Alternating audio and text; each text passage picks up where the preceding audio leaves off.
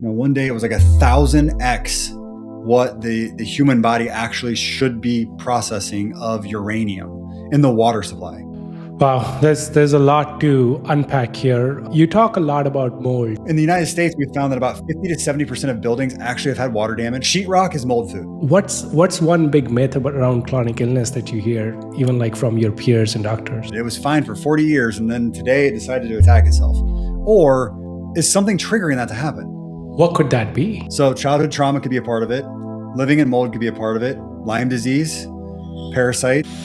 A lot of people with symptoms like brain fog or, like you mentioned, headache get dismissed by conventional medicine. I had a young woman come into my office. You think this is normal? How many of your friends out of 10 have something going on with their stomach?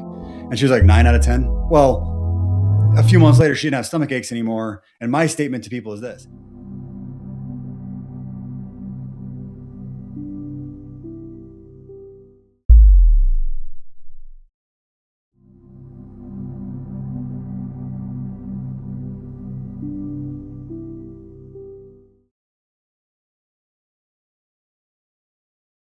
Awesome. Jaban Moore, thank you so much for coming on the show. How are you today, sir?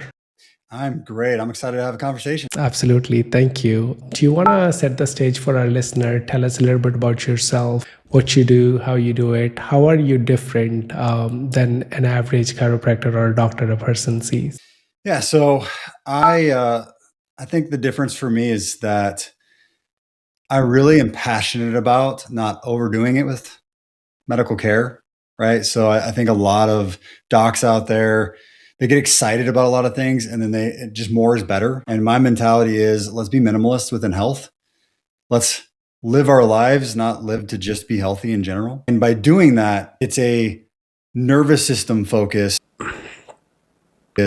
while still doing functional medicine, while still working with somebody on Lyme disease, old toxicities, these other things. And what I see so many people coming in with is 40 supplements.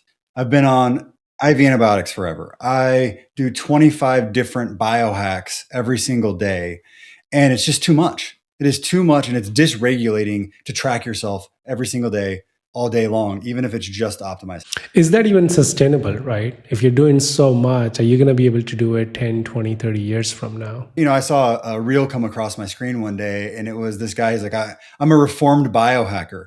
I used to wake up and look at my sleep tracking numbers, and I made sure that all day I was tracking my macros, and I was refraining from a glass of wine, refraining from going out with friends past 9 p.m., refraining from a cheat meal even. And I was just like, although all of those things are not necessarily good for your health, worrying about all of them can be just as detrimental.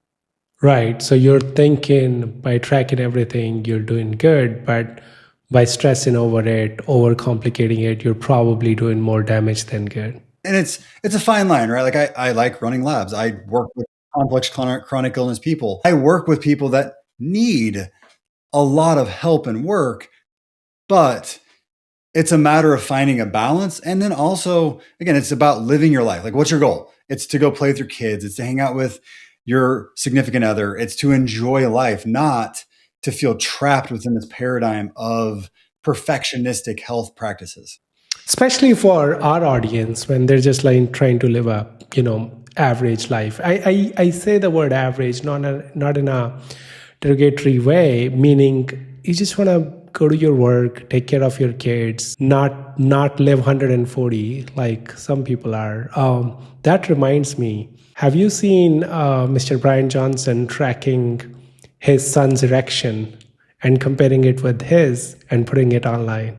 I have not seen that of Brian Johnson, but I've seen a lot of things that he does. And I will just say that although I love the innovation, I love the research, I love the detail that he's putting together, most people, I think if they did that level of tracking, it would be detrimental to their health. It would actually cause more harm than good. For me personally, it would cause more harm to me to live the way that he lives than good, I think. Okay, but let's narrow it down. So an average person just living a normal life, there must be few things they should be tracking, right? For example, if you're gaining weight too much or losing weight too much, that's not good. So getting on a weigh scale for 5 seconds every week is not a terrible idea. Do you have a few things that you think everybody should keep an eye on? If not, back them to the extremes? Yeah, for sure. So I think that you should probably run your labs once a year minimum, maybe twice, right? Run a CBC, CMP, and depending upon your specific nature of your life, your body, your thyroid, your liver. Let's run a few tracking metrics to see where you are, just in case something were to start going wrong. Because as we age, things change. As stress happens and you work too much or eat differently, or move into the wrong house and get a mold hit because you moved into a house with mold, like it's good to track that. I also think, like you said, the weight scale. Well, yes, as a person who I weighed 245 pounds in college. I'm 5'10". That's a lot of weight for a guy my height. I did that partially because of Lyme disease, partially because I was training to be a shot putter. I still tend to have an overeating issue. Like most people in the westernized culture, food is readily available all the time and you can overeat. So is it good to know what size of clothes you wear and start feeling a little tight, step on a scale? Is it good to kind of have a bedtime that's a metric and stick to that? Is it good maybe even to do a sleep tracking with a Aura ring or a Whoop? I've had both. And do that from time to time, once a quarter just to see where you're at, especially if you're feeling Right. symptoms. Yeah, for sure. I think the biggest thing is the individual. So in my practice, I talk a lot about like a lot of the people that I get to work with due to working with histamine issues, which can be anything from itching to headaches to reddening of the skin. A lot of this can be triggered or caused by being too stressed out.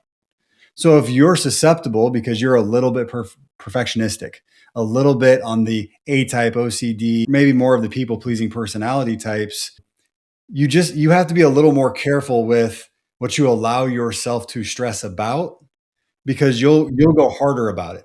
If you're a surfer dude and you're just like, hey, I'll step on the scale once a week, and as long as it's within this much, then that's okay if you're more of the more relaxed personality. So I do think everything comes down to an individualized position. If you are sick or overweight and you're tracking and trying to lose, do that for a while, not forever. A lot of people with symptoms like brain fog or, like you mentioned, headache get dismissed by conventional medicine. Why do you think that is? I think today in conventional medicine, we are so sick as a population that those sorts of things for a doctor, when you walk into our clinics, it's just like, well, yeah, everybody has that to some degree, versus kind of stepping out from your own day-to-day bias, which is what doctors have a really hard time doing, right? Like if you work in the ER, everybody's an emergency. So when you go home, nothing's an emergency for the most part.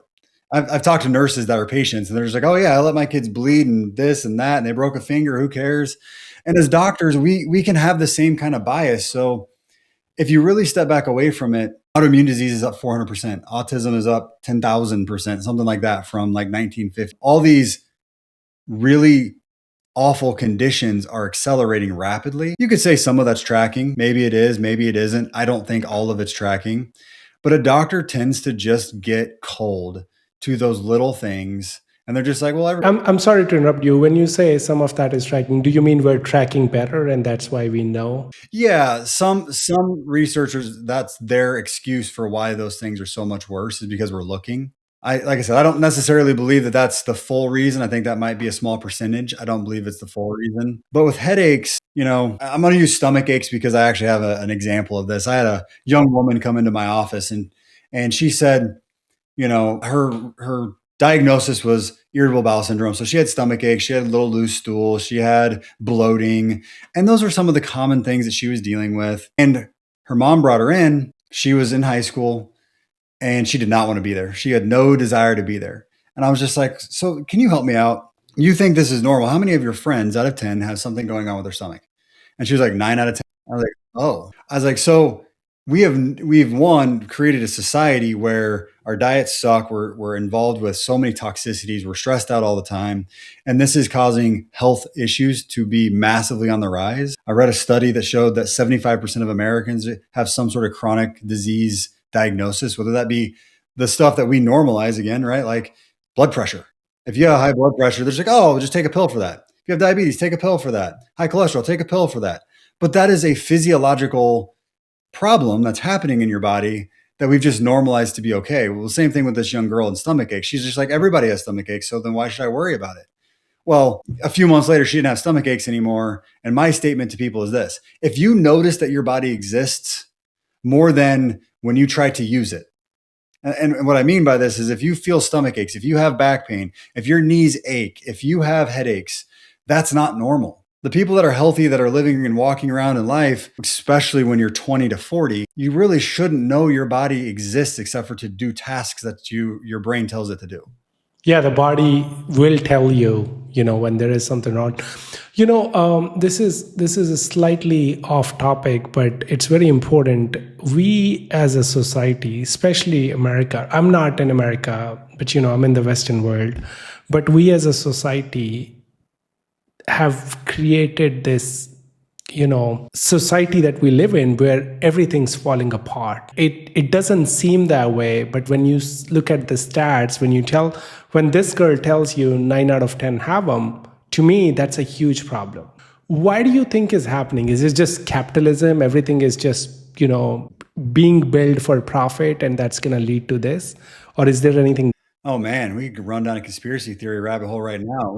We could take that deep. I've got all kinds of ideas for you on that one. I think it really comes down to, you said capitalist, but if you look around the world, it doesn't matter what government is in place, it's money. It doesn't matter what government is in place, somebody's got some money. And if it's a government run healthcare system, well, then they are responsible for being able to choose the lab. So I work with a lot of people around the world that have universal healthcare. And I work with a lot of people in the United States who do not have universal healthcare. And honestly, we all have kind of the same problems when it comes past getting a medication. So yes, the world is extremely toxic. You look at Switzerland and the UK and some of the more European countries, they've outlawed 1,100 different chemicals. Whereas the United States, I think we're up to like 20 or something. I haven't looked lately. I saw an Instagram post go by and I'm like, is that real? Is that accurate? I don't know. But I do know that there's a massive disparity on outlawed chemicals, US versus Europe. However, Europe has plenty of other chemicals that are going on. Then you can look at our water supply, the infrastructure of water. If you just look at that, if you've ever dug up a sewer line, you're absolutely going to know what I'm talking about.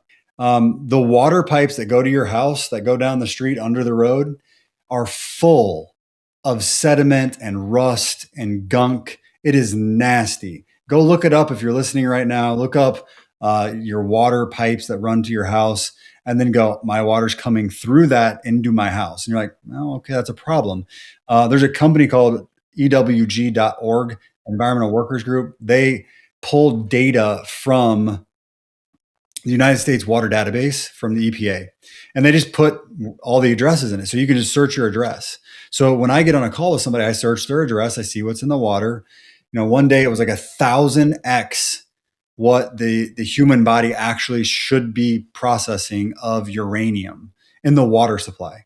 Now, how did they get away with that? Well, it would cost billions to actually filter our water correctly. It's financially probably not even Sustainable. an option. So now what? Well, when I test people that have chronic illness that are HLA-DR, HFR, CMT, VDR, which are all genetic types, a bunch of letter soup, that means you don't tolerate toxins well.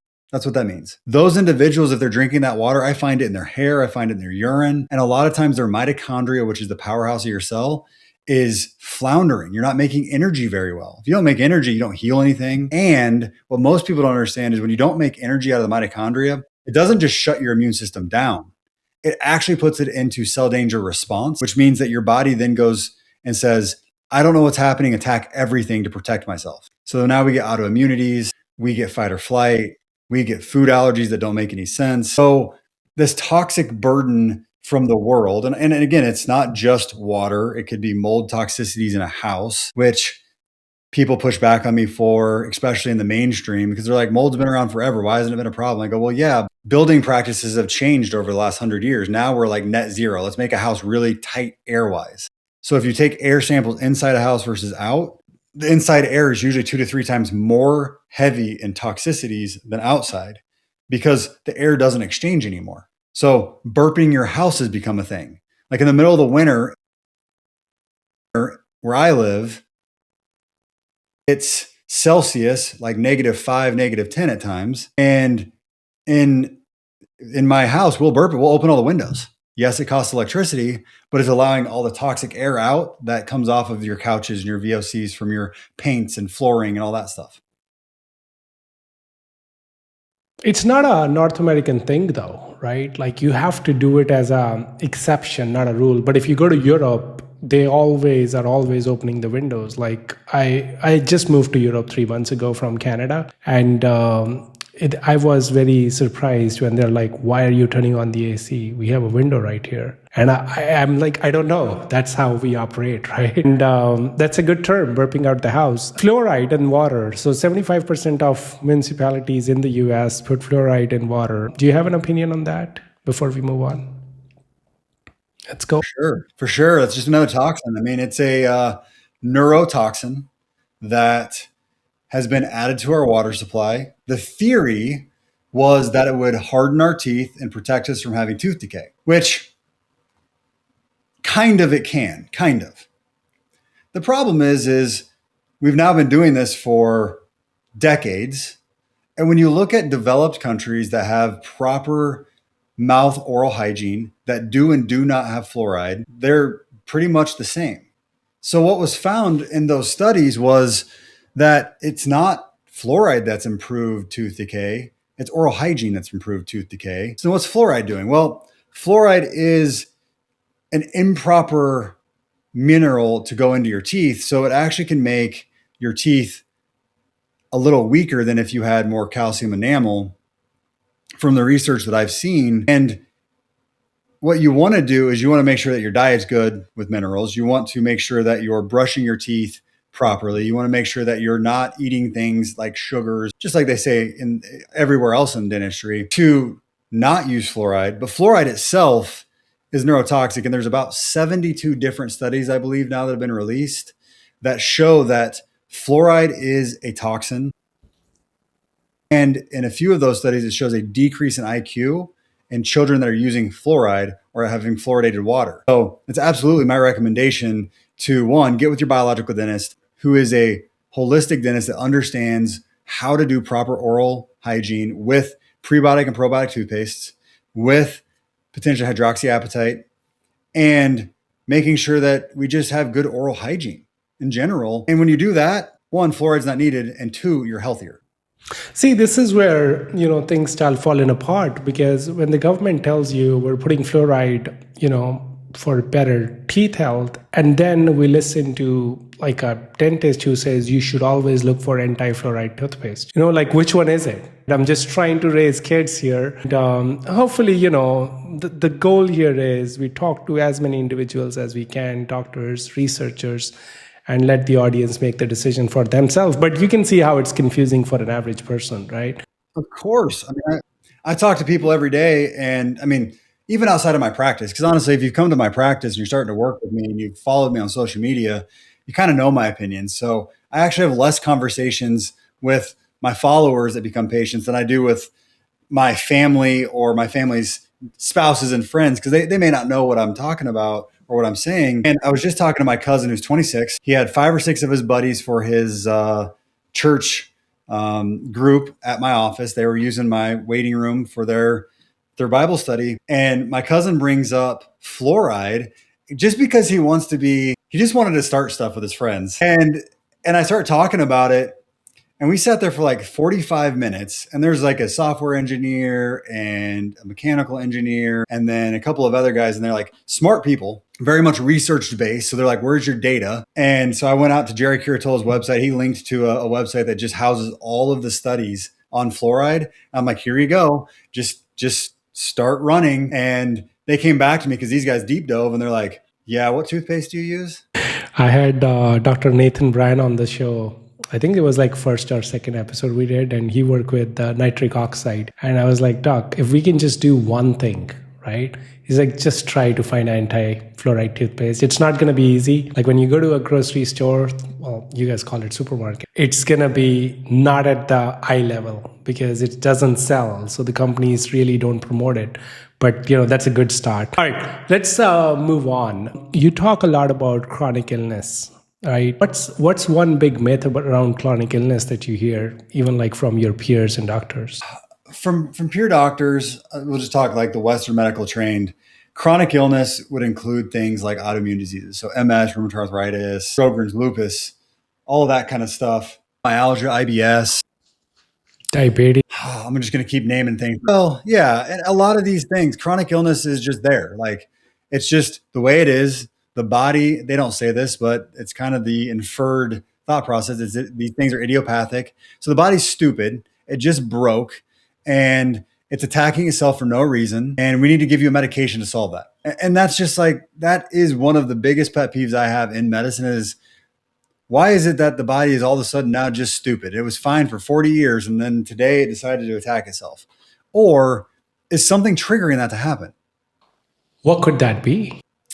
Well, I think that's the unique piece for each person. And that's the hard part of medicine. And that's why it's not being solved by your general practitioner, your doctor that you're running to the hospital for, is because it's so unique to each person. Could it be that you moved into a house full of mold?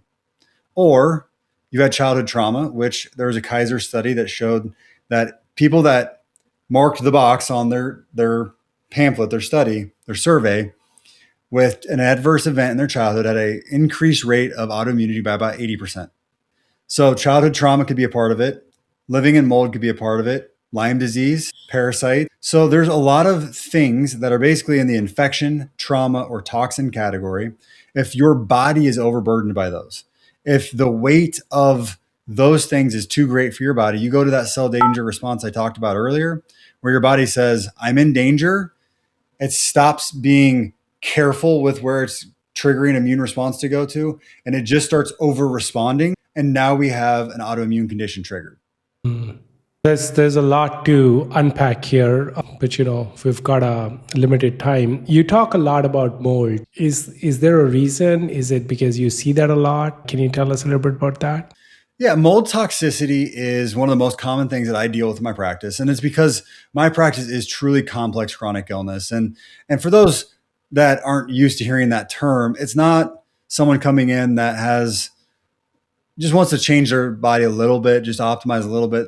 A lot of the people I'm working with are nearly bedridden. They're losing function in life. They're having a difficult time providing for their families or showing up for their families because their body is so beat up. And so they're pretty significantly bad. And what we've found is to get to that state, it takes quite a bit of burden on their body. And the way I think about this is if everybody imagines going back to school, for those of you who did that carried a big backpack around. I know here in the United States, when I was in middle school, I had a backpack. I couldn't make it back to my locker. I had 10 books in there. That sucker was about the same size as my whole midsection, and it weighed a ton and it hurt. So that's like the picture I want you to think about. And the burden that we live with in life is like that backpack. So each book is a different thing. So maybe you have a little childhood trauma, and that's a big fat book. So that's 50 pounds or 22 kilo. You put that book in your backpack, a little trauma there. And then you put the fact that you got a job that's not so much fun and maybe your boss is a little abusive. That's another book. And you eat not so well. That's another book. And you have a parasite. That's another book. And as you can tell, like I'm putting these books in there, it's getting heavier and heavier. We're up to several hundred pounds now. Those are the type of people I work with. And mold is a really big, heavy book. And it's very common in comparison to what people think it is. So your average individual, especially now that you're in the EU, and I mean, the EU, it's such a beautiful place because of the architecture, the culture, the age of the buildings. But it also means that those buildings have been through a lot of water and rain and potential for mold. In the United States, we've found that about 50 to 70% of buildings actually have had water damage and test positive for abundance of mycotoxins, which is the toxin that comes from mold. That's important to understand because let's just say 50% of people are in a house that has a poor air quality. That's a burden. Well, 40% of us have the inability to process B12 appropriately, called MTHFR, and 25% of us have a poor detox gene called HLA-DR, where we create too much inflammation when we get around toxicities. So the populations that hold those types of genetics, they don't do well in mold. So then their body breaks down much faster. They clear the toxin much slower. And that's a really big issue that we're running into more now. And it goes back to what I said a minute ago, which is now we are building houses differently. Sheetrock is mold food. It grows mold really, really fast and really, really easy. That floating floor that you put down, the luxury vinyl plank that's cheap wood, mold food. And then with those net zero houses where you can't hear the wind creak through them anymore, and they're all sealed up and the sheetrock is all taped off, it traps all that mold inside now. Whereas 100 years ago, my grandma's house, the wind blows through it, you hear the creaks, you feel the breeze move through the house, which burped it. Whereas we don't do that now. So mold for me is going up and up and up. And then you add to that, and this is some of the latest research coming out, when you put a petri dish of mold next to EMF, so your Wi-Fi router or the 5G tower, it actually explodes with more growth of mold. And that's a little controversial to talk about because it's not fully proven out yet, but that's one of the pieces that they're thinking is also adding to this. So between genetics, house building practices, house building materials, and the stress people are under, mold is becoming much problem quantity of people. And we now started to have better testing of finding it. The whole Wi-Fi thing, is this going to get worse? Because we currently have Wi-Fi 7. I don't know how, tech savvy you are, but Wi-Fi 8 is starting to show up in routers and devices, which is supposed to give us like insanely fast internet. And it's literally going to be in every bedroom, every room we live in. And if the study, I know you said it's not proven yet, but if it's true, that's really dangerous, right? For mold, yes, but also just Wi-Fi in general. They know that now they've done the same kind of deal where they put human cells on a petri dish next to 5G towers, and mutations happen. And when a cell mutates, cancer is possible. So EMF alone can be problematic, much less adding EMF on top of mold or other triggers. Yeah, that's what I was talking about. What are we building as a society? Like, where is this going? We're producing more, but then we're hurting the thing that matters the most. If human body is getting weaker and we're messing up with our brain, and we're walking around with microplastics in our body, it's just not. Do you see like how this feels? What are we doing, right? And I know that's like a little bit of a philosophical take and not a medical one, but really, like, what are we doing? It's all about advancement. It's all about moving forward as fast as we can. And it's definitely not taking into consideration what is going to happen to the human organism, as it would be. We're not thinking about making people's lives healthier. I can't say better, right? Because some people would say, well, yeah, having fast internet makes my life better. Yeah, exactly. The definition of better is different for everyone. So yeah, I mean, and honestly, it's the canary in the coal mines right now that are the ones that are going down. The people that are more sensitive, that are genetically here and able to tell you that there's a problem, right? So those individuals, I work with a lot of them, and we're just not building a world that's designed for health or having the best habitat for us as a living creature. We're building it for robots, right? We're building this EMF so that this Wi-Fi at, as you said, 8G, so that your Claude AI can move faster, not necessarily so that you will feel better. Because I've had people that literally cannot live in a city. They cannot have Wi-Fi. They cannot use a cell phone because their body is so sensitive to EMF. And this is rare. Like, it's not common for those individuals to come into my practice because there's just not as many of them yet. But we have seen the science. If you go look in your iPhone and you look at the warnings, they do put it in there. Putting your iPhone next to your head, or any phone for that matter, generates radiation that can lead to cancer. Oh. Yeah, I mean, how much more transparent can they get, right? They're telling you that's... It's hidden, but it's but it's in there. No, I get it, but it's not like a controversial thing. People know about this, and we just choose to ignore, right? On the other hand, I have a lot of doctors on the show tell me, look at how long humans are living. How do you respond to that? Because we know that number's been going up, and it goes up really fast, right? The average age of a human being has been increasing worldwide. It's not controversial. The data is there, even in poor countries, right? Mm-hmm. How do you respond to that?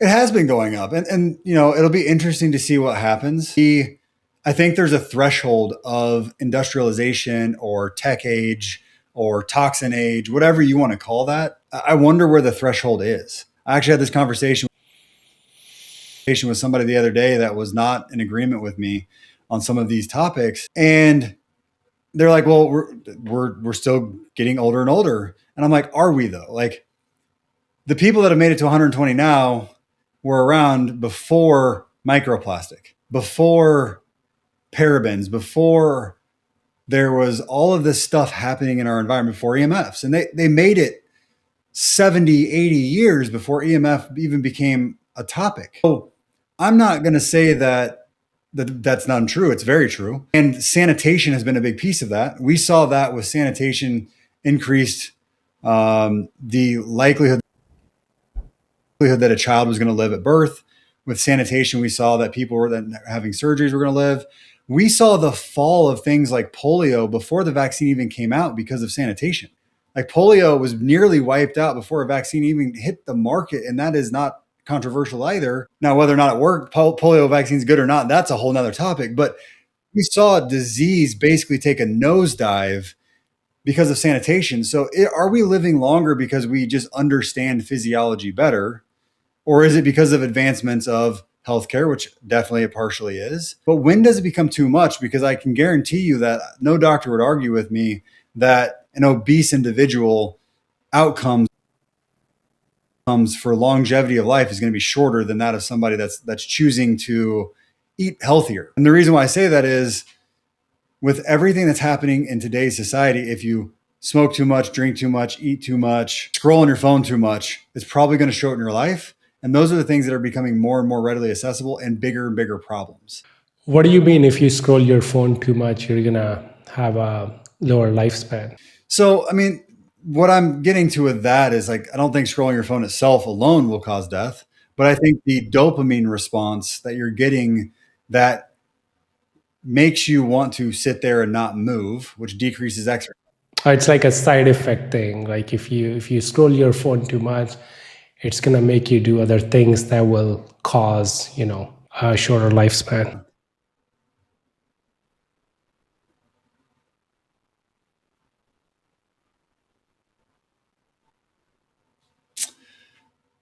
Regulating the nervous system, this is something you talk about. Why is that so important? The nervous system. So what is that? That means it's a combination of things. That means I'm talking about your physiology from the subconscious level to some degree. It can be conscious, but subconscious to some degree. If you are living a life where you are in constant state of stress, that would mean you're living in a sympathetic state, potentially fight or flight, meaning your body is feeling unsafe, versus parasympathetic, which is that rest state, which a lot of people say rest, digest, heal, recover. That's the state. And you should be able to move in and out of those two, sympathetic versus parasympathetic, pretty easily. You sleep in parasympathetic, you digest, parasympathetic, you go to work and you focus and you work or you work out, sympathetic. What we live in today is more and faster, and it's only accelerating. So with AI, I can do the job of 10 people because I can run this whole big system. And I'm now, as soon as I get done doing that, I'm going to my phone. And if you're on any social media I've been on, it's everything that's going to trigger you, whether it's health providers saying this is going to kill you, or the news saying that this country's going to war, or you name the thing, it's revving you up. And then we live in a toxic environment. So all of these things are revving you up and keeping you in that sympathetic drive state. When you're in that for a short period of time and back, you're fine. But when you're in that long term, your body starts to feel unsafe. It starts sending hormones like cortisol. That hormone is your adrenal hormone that's there to help keep you going, keep you moving along. And in a short term, it's a good thing. And a long term, that it's too high, it becomes toxic to your brain and starts to lead to immune suppression and starts to lead to a anxiety or a dysautonomic. which means a dysregulated nervous system, where you might even end up with things like POTS, which means you're standing up, you're getting dizzy, you're feeling weak, you're having brain fog because your body's stuck in that state of fight or flight. And to maybe make this a little more colorful, sympathetic overdrive for long periods of time would be the equivalent of you're running from a bear. When you're in that state, do you care about eating, sleeping, or digesting food? No, you don't. Do you care about reproduction or fertility? You don't. All you care about is one more step. And a lot of us are living a life where our physiology is operating like that. So your blood pressure goes up.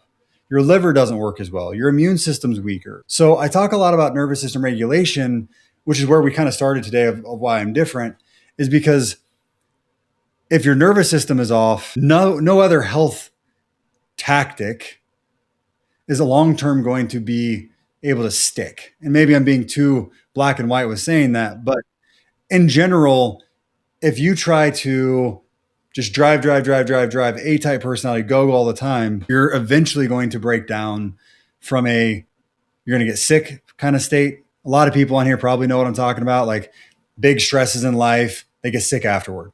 It's happened to me too many times. I know that if I'm driving really hard, I have to be like careful afterward because I might get sick. So immune system's weakened. The problem is with that immune system being weakened in today's society, it means that we're not detoxing all those toxins we talked about today, like mold. We're not defending ourselves against all the ticks that are all over the United States right now. They're giving everybody alpha gal because your immune system's weak. You're not fighting back against SIBO or H. pylori or C. diff or any of these other things. So it's very important for an individual to maintain a balance. And I'll even say this, the EU is better than the US at this. And your island nations, man, you go down to Dominican Republic where you go on a vacation and they're sitting on their porch relaxing. We've lost that in at least this culture. It's have you heard of that story about this fish farmer at a village in Mexico? It's written in a book by Tim Ferriss called The 4 Hour Work Week. Well, I've heard of the book.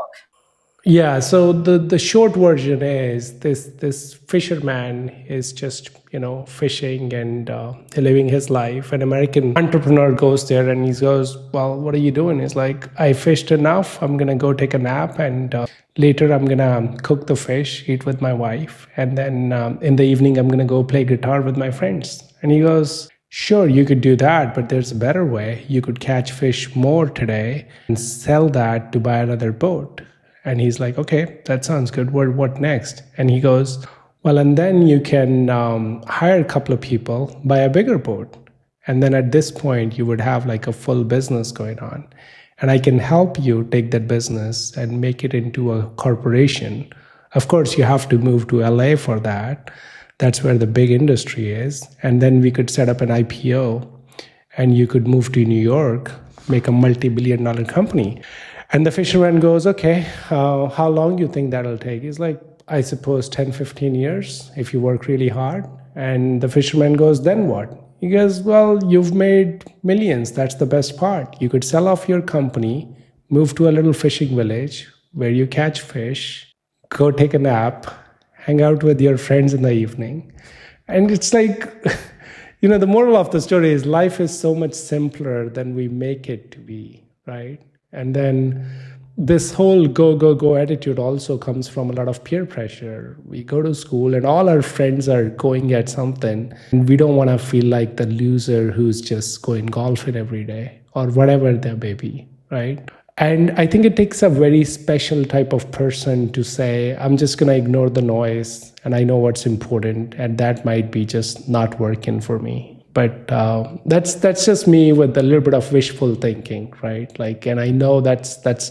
But I also am projecting and hoping, somebody listening could sit back and think about these things because they're very important. Like you said, the burnout cases are so real. We've all seen it, right? This guy who's on Instagram, he's selling $6 million houses in Toronto. And then 2 years later, what happened? Why are you not there? Oh, I got hospitalized. I personally know someone like that. It's just sad, right? This one is a controversial, but I really would like to ask you if you're comfortable. Vaccine. The number of vaccines that the CDC recommend nowadays has gone up way higher than what it was 20 years ago. Good, bad. What is a doctor's take on that? So I'll try to be as non-biased here at the beginning as I can be, and just say this: when you dive into the data about vaccines, there's very little. Like there's just not a whole lot that's ever been done, and that's a little scary to me. So when I start looking at vaccines, I go, okay, well, if you look at one individual vaccine, any one of them on the entire childhood vaccine schedule, and you go, was this tested a placebo? And when I say placebo, I mean water, and then tracked out for 10, 15, 20 years? The answer is no, not one of them. So that to me is like, man, so we don't really have data that would tell us whether or not these are safe or effective at this point, because there's numerous different instances where we've seen that giving a vaccine, like in Africa, the DTaP vaccine was given. When that was done, it was great. People didn't die of DTaP.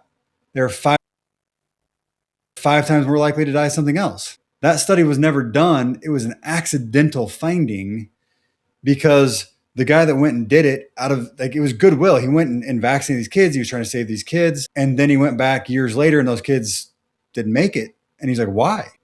Well, he figured out that it weakened the immune system, likely, again, this is theory, likely to other problems. So, I mean, first of all, yeah, we don't know. We just don't know about the long-term damage or safety measures of a single vaccine. The next part about a single vaccine is they're all about the same amount. And inside that vaccine itself, there may be aborted fetal tissues, there may be pig or pork tissue, there could be egg, but there also can be mercury or aluminum or many other harsh chemicals in there. And the reason why is for a vaccine to actually work, it has to trigger your immune system to mount an immune response to then develop the antibodies to protect you. We don't really know how much of those ingredients are in there and what they would do to a person that is 4 pounds as a newborn versus 10 pounds as a newborn. So if there's, let's say, 250 micrograms in the Hep B vaccine, which we know is not supposed to be put into a child over 25 micrograms, I believe it's micrograms, then why is there so much in this vaccine? And why is that allowed? And why is that not changed in quantity based off the size of the child? So that's another thing that just really gets me like, why are we doing this and not taking into account the size of the child? And then next, what we started to see here recently, and this is not just vaccines, but if you have a little bit of glyphosate, which is a pesticide, and a little bit of arsenic, which is a heavy metal, and a little bit of BPA, which is plastic, do those things accumulate, causing more problems for you as you go? And this has been a question that's been asked and not well researched. And the limited research that I could see, I started to find that what we've done in the EPA, at least in the United States, is you can't have this much arsenic. So you've got to stay below this much arsenic. Okay, that's good. I'm going to make up a number. I don't actually have it memorized. Let's say it's 5 milligrams a day. You got to stay below that. Well, our water supply has less than that. But if it's 4.9 milligrams, but you're also supposed to stay below 5 milligrams of lead and you have 4.9 milligrams, you're supposed to stay below 5.5 milligrams of glyphosate and you're at 4.9. Do those things stack together to become problematic? Well, in the limited research we have, the answer is yes, it does. Because it's an overall burden on your body. It's not just one individual thing, right? So like you probably could lift a 25-pound dumbbell. You could pick that up, right? Can you pick up 3? I don't think so. Well, what about 10? Exactly.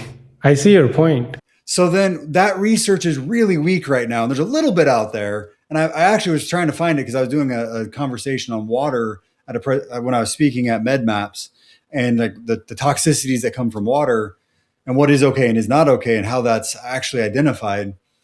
And the research is super weak on a lot of these questions, which is why they're topics right now, right? That's why you're asking, because if it was strong, then we probably, hopefully, would have dealt with it. But right now it's a little weak. So with vaccines, if one is good, let's just say one was good. Well, is two together good? Is three together good? How do they affect each other? They're all affecting your immune system. They're all causing you to create an immune reaction.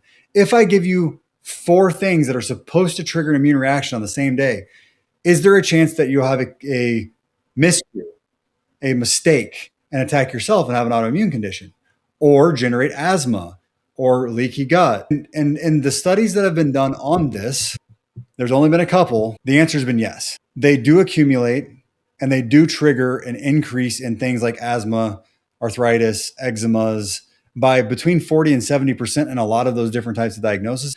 But the jury is still very much out because those studies have not been funded by multi-billion-dollar companies to be strong enough to sustain all of the criticism. They're done by an individual curious doctor that just has a practice that's trying to put them out there because he's concerned. So that's where we're at right now with vaccines. Like I said, I'm trying to be non-biased, and like I have a lot of questions. The data is not really very good, but the stuff that's out there is very concerning.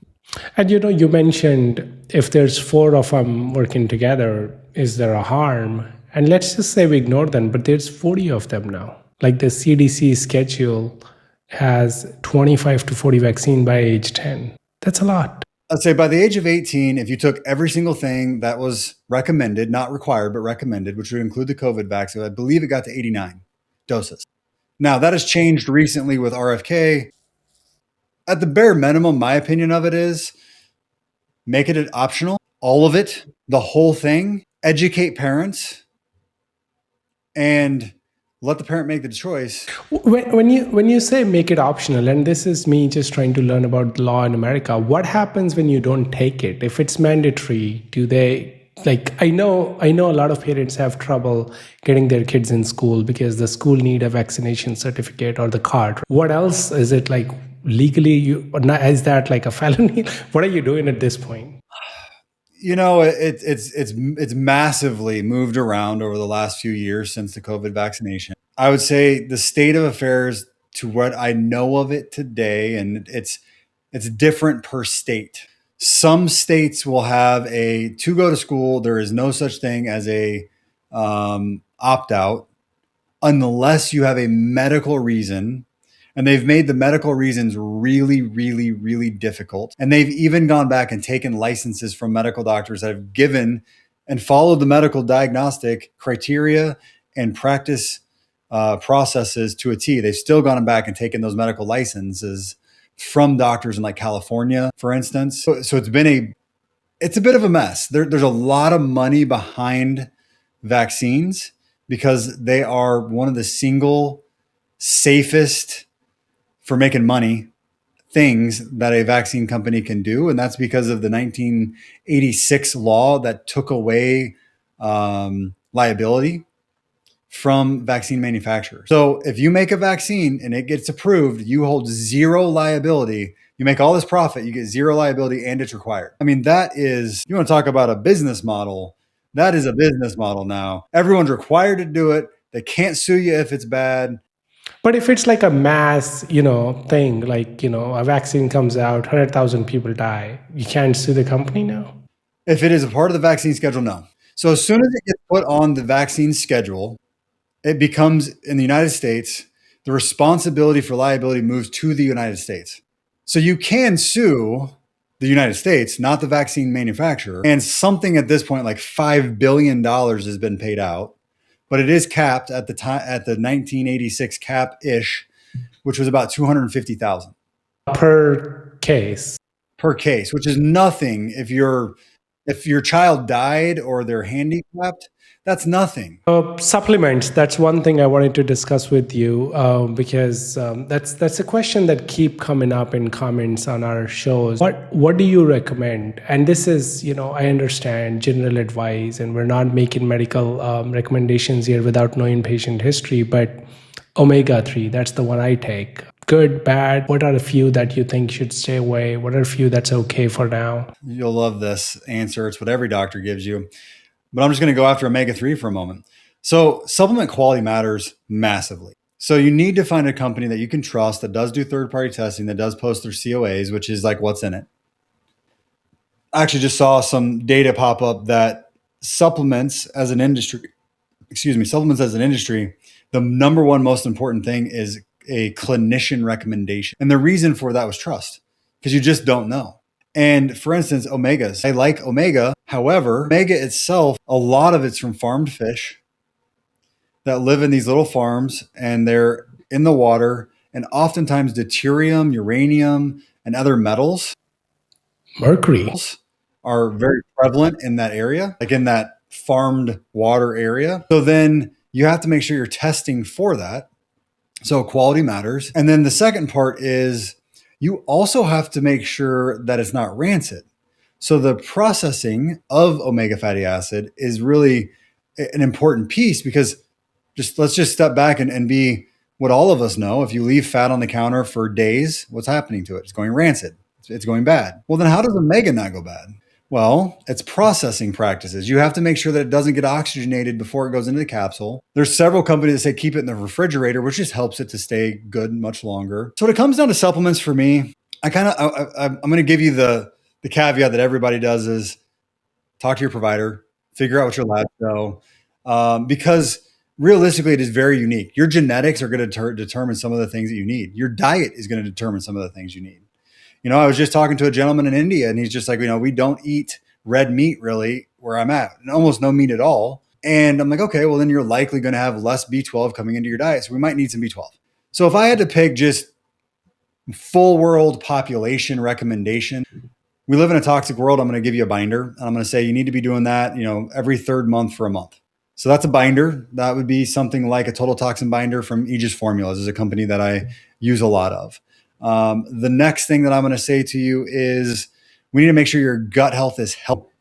A lot of us, almost half the population, if you go to World Health Organization, have carried a parasite at some point. I'm going to do a parasite cleanse once a month. So I've used things like Cellcore's Para 3, and I would do that myself for about 10 days at a therapeutic dose. And that's what I would use for a parasite cleanse. And then beyond that, I think we need some sort of highly absorbable, bioavailable, and I don't like to use this word, but it's the best word to describe it, multivitamin. Personally, for me, that means like a beef liver with some added nutrients to it, because that's absorbable. Because the reality is we don't absorb tiny rocks well. We don't absorb synthetic vitamins well. We don't absorb fortified foods well. Those studies have been shown and done. If you take just a one a day capsule multivitamin, it doesn't do well because it's not bound to enzymes and biological tissue that your body is used to using, whether you're eating plants or animals, to pull that food in. So finding a biologically available multivitamin for the majority of the world is probably going to be important, because our farms are over farming. They're not replenishing nutrients. They're just throwing on what's required to make the plant bigger, not nutrient dense. Last question. How do you as a doctor live your life that you think most people are probably not doing? Well, it's showing today's society that 6 hours of sleep is becoming the norm. I try to get 7 to 8. I got a little dude here at home, so sometimes that changes. I red light every single day, because we no longer live with a circadian rhythm like we used to in history. So, when I wake up in the morning, the light that I turn on to brush my teeth is a red light, which is more of that like sunrise coloring. So that allows my body to come from darkness to red light to probably going and sitting in front of a computer screen pretty rapidly, but at least it gives me that transition that doesn't have the harshness of the bright lights and the blue lights. And then at night, once it hits dark, whether that's winter for us, that could be 6 o'clock, summer, 9 o'clock, it's a red light from then on throughout the home. So I'm very intentional about my lighting. And then lastly, water. I want to make sure that I am absolutely getting clean water, because the majority of the world is not. And part of that means that I'm going to distill my water, or at least use reverse osmosis to remove all the toxicities that I can. And then I'm going to remineralize that with like a fulvic mineral, so that I can actually absorb some of the minerals that I put back in it. Even though most of our minerals come from foods, those are the biggest things for me is the circadian rhythm, sleep, water, and lastly, stop using plastic all around. Your Like, can you give me an example? your t-shirts, your shorts, your containers and Tupperware, your cups. The containers and Tupperwares is because you're literally consuming food in them. But the t-shirts and short, do you think it's because there are microplastics in the air at your house because you're wearing them? Because you absorb a lot of the stuff that goes on your skin. So let's say I get in the sauna or I go work out and I sweat. You're opening up your pores and then you're wearing plastic, and heat and plastic doesn't go well. That's why we don't want to eat Tupperware, right? So then it absorbs into your skin. So avoiding plastics at this point, I think, is a lot of people understand the Tupperware and the glasses, like the cup, the glass. Most people, unfortunately, fast fashion has come around and we are producing plastic clothes faster than you can imagine. There's a lot to unpack, and I hope this helps somebody, right? That's my whole thing with the show, because the knowledge is out there, but we just need to put it in a way where people can understand and start making those little changes. The red light thing you mentioned, I've tried doing that. I put my phone in the different room before going to bed, and it's been a few months. It's on and off, right? Some days I have a late night email that I want to check and it just stays by the bed, but these are the things we all want to do, and hopefully that leads to a better life. But this is fantastic. I know you're super active on Instagram. Where can our listeners go follow you? Do you want to give us some links we can put in the show notes? Yeah, you can follow me on basically any platform, but Instagram is our primary platform. And it'd be DRJAB as in boy AN, or MOORE. So Dr. Jaban Moore. And if you put that in anywhere, whether it's the website, Facebook, Instagram, YouTube, we've got stuff out there. Because my goal is just to continue to educate. There is, when I was sick, when I had Lyme disease, when I was chronically ill, it was 2011, 2012. There wasn't an easy way to go find out all this information. So I'm just been on a mission to teach people, because I remember how scary it was when my body wasn't working and I just wanted answers. Well, you're doing God's work, Doc. Thank you. Thank you so much for your time today and coming on the show. Thank you for having me.